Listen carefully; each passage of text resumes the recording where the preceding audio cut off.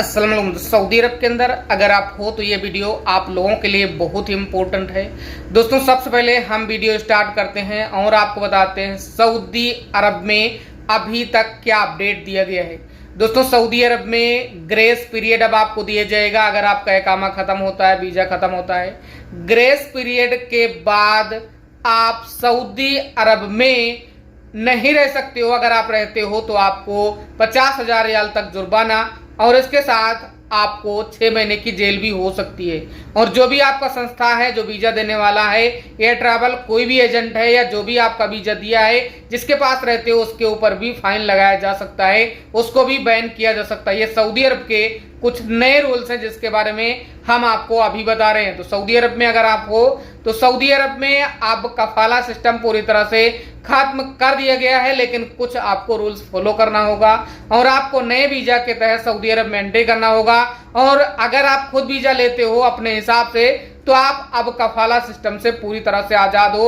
उसके सिस्टम के बारे में हम आपको आने वाले वीडियो में जरूर बताएंगे कुछ दिनों में, लेकिन यहाँ पर अगर आप कमेंट करोगे तो ही उसके बारे में बताएंगे, क्योंकि यहाँ पर जरूरी बात जो चीजें हैं वो हम आपको इस वीडियो में बताते हैं। तो यहाँ पर अब आगे हम आपको कुछ और इम्पोर्टेंट जानकारी दे देते हैं निमिषा को लेकर।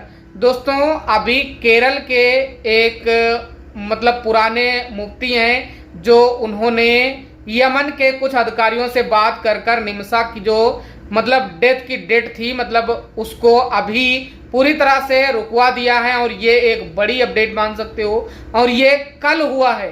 तो इंडिया गवर्नमेंट की तरफ से सारी कोशिश कर ली गई थी और यमन गवर्नमेंट से भी बात किया गया था, लेकिन कोई भी यहाँ पर मामला देखने को नहीं मिला। तो यहाँ पर जो इंडिया के एक आदमी हैं जो मुल्ला हैं वो काफी पुराने गल्फ का सफर करते रहते हैं। तो ऐसे में उन्होंने जब इनको पता चला तो उन्होंने उनके घर वालों से और कुछ लोगों से बात किया कि यहाँ पर जब किसी की डेथ हो जाती है और जो भी मारने वाला होता है और जो पीड़ित होता है उसको भी हक होता है पूरी तरह से माफ करने का। तो ऐसे में दूसरा ऑप्शन है, ऑप्शन के बारे में बताकर फिर यहाँ पर फांसी रोक दी गई है। तो ये एक बड़ी अपडेट है, केरल की निमिषा है और इसको लेकर काफी ज्यादा सोशल मीडिया पर आप वीडियो भी देख सकते हो। दोस्तों आगे की खबर बहुत ही इंपॉर्टेंट है। सबसे पहले हम आपको बता दें कि लाल सागर में अभी भी हौथी विद्रोही लगातार अपना जो हड़कंप वो मचा रहे हैं और अगर कोई भी गुजर रहा है तो उनको जो भी तरीका है पकड़ने का वो कोशिश कर रहे हैं। और ऐसे में इजराइल का साथ पूरी तरह से अभी सऊदी अरब दे रहा है, ऐसा हौथी विद्रोहियों का कहना है। निष्ठा जो है, जो इज्जत है वो सऊदी अरब ने बेच लिया है, इस तरह से हौथी विद्रोहियों का कहना है। इस तरह से अभी अपडेट दिया जा रहा है। इजराइल के साथ में सऊदी अरब है और गाजा के ऊपर लगातार अपडेट आ रही है।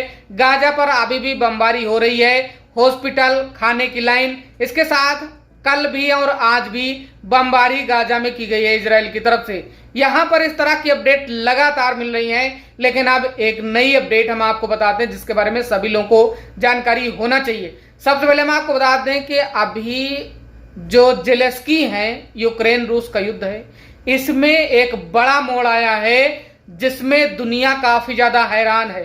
दोस्तों ट्रंप के जो बयान है वो लगातार आप देखते होंगे कि कभी इस देश को सामान बेच रहे हैं, कभी उस देश को बेच रहे हैं, कभी फाइटर बेच रहे हैं, कभी क्या बेच रहे हैं, कभी क्या कर रहे हैं, और कभी बमबारी करवा रहे हैं, कभी बोल रहे हैं हम इसको रोक देंगे, कभी प्रतिबंध लगाएंगे, कभी टैरिफ प्लान लगाएंगे।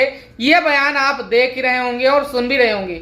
लेकिन यहाँ पर अब नाटो ने दस्तक दिया है और नाटो की तरफ से एक कड़ी चेतावनी दी गई है ब्राजील, इंडिया और चाइना को। यहाँ पर कहा गया है नाटो की तरफ से कि जो रूस का तेल है वो आप ना खरीदें। अगर आप खरीदते हो तो आपके ऊपर 100% का टैरिफ अब लगाया जाएगा।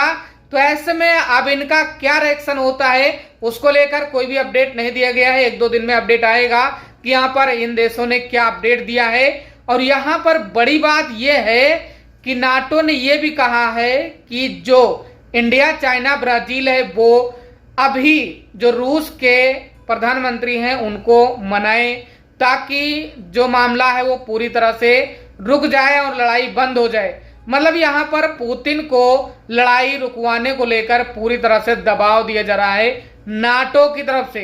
तो ये एक बड़ी अपडेट मान सकते हो। इसको लेकर काफी ज्यादा सोशल मीडिया पर आप वीडियो भी देख रहे होंगे, क्योंकि अभी सोशल मीडिया पर इस तरह की काफी ज्यादा जो वायरल वीडियो है वो देखने को आपको मिलेंगी।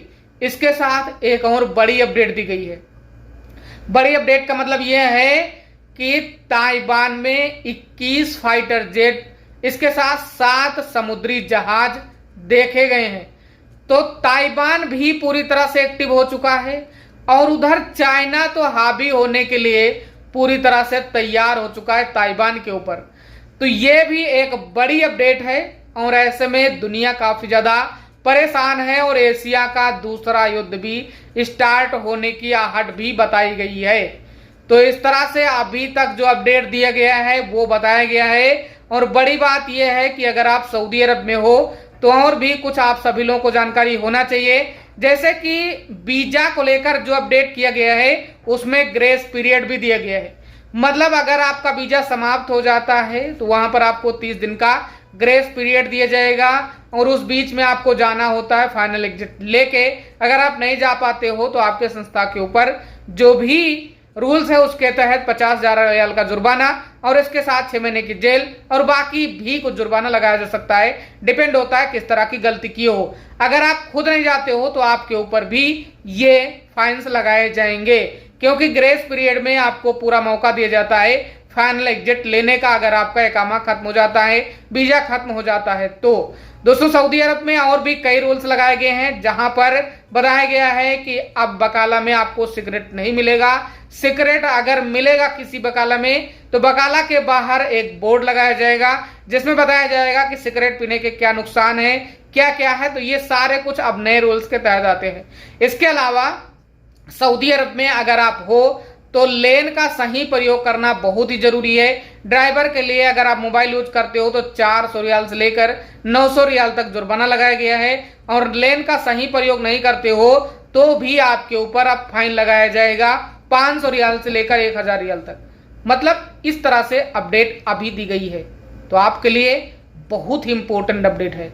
दोस्तों सऊदी अरब की एक और बड़ी अपडेट हम आपको बता देते हैं। सऊदी अरब में अगर आप हो तो ऐसे में अब कफाला सिस्टम पूरी तरह से खत्म कर दिया गया है, लेकिन आपको एक नई वेबसाइट के माध्यम से वीजा लेना होगा। उसके तहत अगर आप फीस पेमेंट करके आते हो तो आप अपने हिसाब से सऊदी अरब में अपनी जॉब कर सकते हो, काम कर सकते हो या रह सकते हो या घर जा सकते हो, वो मर्जी आपकी होगी। तो ये एक बड़ी अपडेट सऊदी हुकूमत की तरफ से दिया गया है। तो बड़ी बड़ी अपडेट सऊदी गवर्नमेंट की तरफ से दिया गया है। इसको लेकर लगातार अपडेट भी किया जा रहा है। तो ऐसे में आपका इस पर क्या कहना है जरूर कमेंट करें। बाकी वीडियो देखने के लिए आपका बहुत बहुत धन्यवाद। आपका दिन शुभ हो।